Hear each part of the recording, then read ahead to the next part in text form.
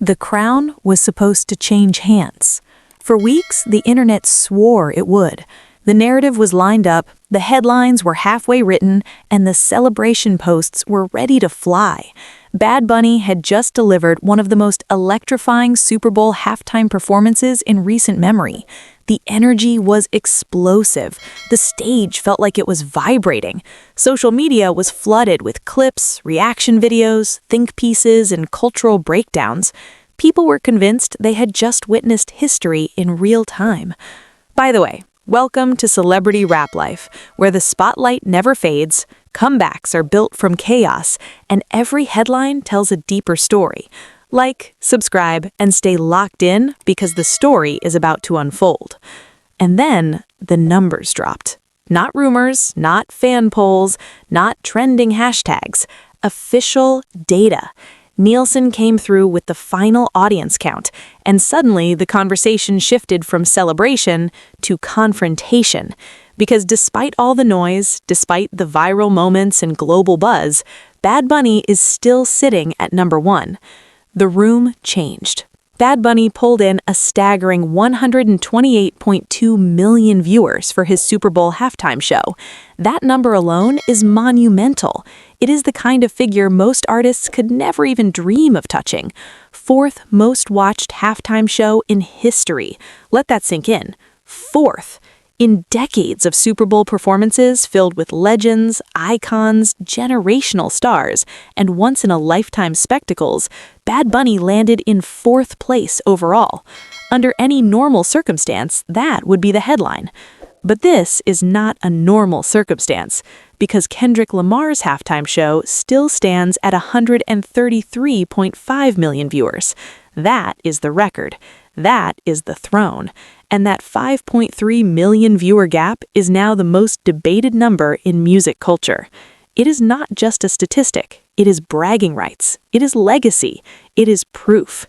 And the internet cannot handle it. When Kendrick Lamar stepped onto that Super Bowl stage, he did not just perform a set list. He constructed a moment. The show felt intentional from the first second to the last. Every camera angle felt purposeful. Every transition felt calculated. Every lyric carried weight. It was not just entertainment. It was statement. It was precision. It was art compressed into 13 minutes that somehow felt like a full-length experience. That performance resonated beyond football. It crossed into cultural conversation. It was dissected. It was analyzed. It was praised for execution and symbolism. And when the dust settled, 133.5 million people had watched it live. That number has not been topped. So when Bad Bunny entered the halftime arena, expectations were astronomical. He carried an entire global movement on his shoulders. Latin music is no longer niche. It is dominant. It is streaming at record-breaking levels worldwide, and Bad Bunny is at the center of that universe. He represents a generation that refuses to be boxed in by language or geography. He represents a sound that has reshaped global pop culture. His halftime performance reflected that. The stage exploded with reggaeton rhythm. The choreography felt alive. The visuals were bold and unapologetic. It was vibrant in a way the Super Bowl stage does not always allow. Millions of Spanish-speaking viewers saw themselves centered in a space that historically leaned elsewhere. That matters. That representation hits deeper than ratings. For 128.2 million viewers, that night was electric. But electric does not automatically mean record-breaking. The tension now is not about whether Bad Bunny delivered. He did. The tension is about what the numbers say afterward. Because when you come that close to rewriting history and fall just short, the conversation shifts from celebration to comparison. Bad Bunny fans are not questioning the performance, they're questioning the metrics. They're asking how viewership is calculated, they're debating demographic weight, they're arguing that global streaming engagement should matter more. They're pointing to international influence and cultural reach. and those are valid conversations, but records are built on specific criteria. Nielsen measures U.S. broadcast viewership during the halftime slot. It is not a global streaming chart. It is not a Facebook trending tracker. It's a rating system based on television audience data. Within that system, Kendrick Lamar remains number one. That is the part some people do not want to accept. The 5.3 million viewer difference sounds small in casual conversation. In real life, 5.3 million people is a small country. In Super Bowl ratings, it's a canyon. It's the difference between first and fourth. It's the difference between almost and definitive. And almost does not get engraved into record books. What makes this even more intense is how differently these two artists move culturally. Kendrick Lamar operates with surgical precision. His career has been defined by intention. From Section 80 to Good Kid, Mad City, to Timpa Butterfly, to Damn, to Mr. Morale and the Big Steppers, his evolution has never felt accidental. His Super Bowl performance reflected that same meticulous craftsmanship. It felt like a thesis statement on his artistry. Bad Bunny, on the other hand, moves with raw global momentum. His rise has been explosive. His dominance on streaming platforms is undeniable. He doesn't ask for space, he takes it. His halftime performance felt like a celebration of that dominance. It was less about quiet symbolism and more about overwhelming energy. Both approaches are powerful. Both connect deeply with their audiences. But the halftime show is a unique battlefield. It's not just about fandom. It's about the casual viewer.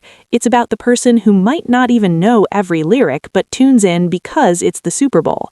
Capturing that broad audience requires a specific kind of resonance. Kendrick's show did that on a historic scale. The debate now unfolding online says more about modern fandom than it does about either artist. We live in an era where success is measured in superlatives: most streamed, most viewed, most awarded, most viral. There's an obsession with being number one. Not top 5, not elite, not historic, number one. So when an artist lands at 4th in an all-time ranking and fans still feel disappointed, that reveals something. It reveals how conditioned we are to chase absolute dominance. 4th place in Super Bowl halftime history is legendary territory. That ranking places Bad Bunny alongside some of the biggest names to ever touch that stage.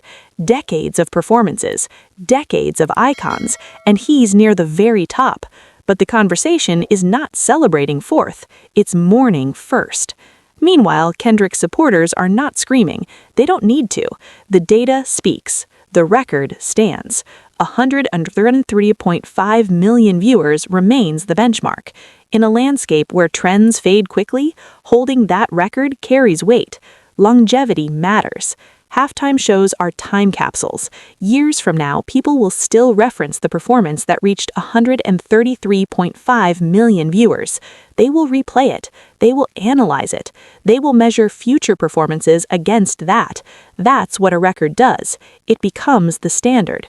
Bad Bunny's performance will also live on. It shifted representation. It amplified Latin culture on one of the largest stages in American entertainment. It reminded the industry that global influence cannot be ignored. That cultural ripple will extend beyond Nielsen charts. But charts are still charts. There's also a reality many fans overlook. Timing plays a role. Cultural climate plays a role. The specific matchup of the Super Bowl can influence casual viewership. Broader television trends can impact numbers year to year. Some years peak higher than others. That context matters. Yet even within context, Kendrick's 133.5 million remains unmatched. The frustration bubbling online is not really about numbers. It's about identity. Fans tie themselves to artists. They defend them. They amplify them. When their favorite falls short of an all-time record, it feels personal. It feels like a missed opportunity to declare superiority. But art is not a boxing match. It's not a zero-sum game. Kendrick holding the most-watched Super Bowl halftime show does not diminish Bad Bunny's achievement. Bad Bunny reaching 4th all-time does not weaken Kendrick's legacy. Both performances expanded what the Super Bowl stage can look like. Both brought distinct cultures and aesthetics into a mainstream spotlight. The problem arises when legacy becomes a competition instead of a conversation. Still, competition is part of pop culture. It fuels engagement. It fuels growth. Artists push boundaries partly because they know records exist. They know history keeps score. And right now, history says this. Kendrick Lamar holds the most-watched Super Bowl halftime show with 133.5 million viewers. Bad Bunny delivered 128.2 million viewers, placing fourth in all-time rankings. That's the scoreboard. Could that change in the future? Absolutely. Records are meant to be challenged. Another artist will eventually step onto that stage with the weight of expectation and attempt to break 133.5 million viewers. Maybe they will, maybe they won't. That uncertainty is what keeps the halftime show electric year after year. What this moment proves is how massive the platform has become. These are not just performances anymore. They're global events. They're cultural flashpoints.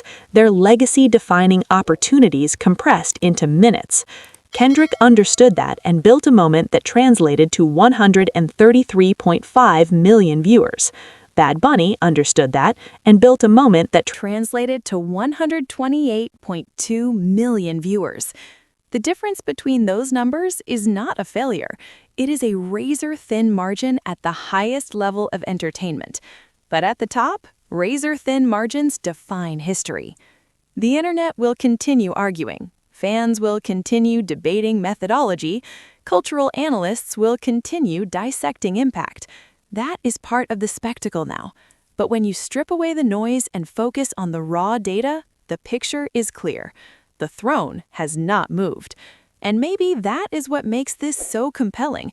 The anticipation of a shift, the buildup of expectation, the belief that a new era was about to officially eclipse the old, only for the numbers to land and remind everyone that dominance, once established, is not easily overturned.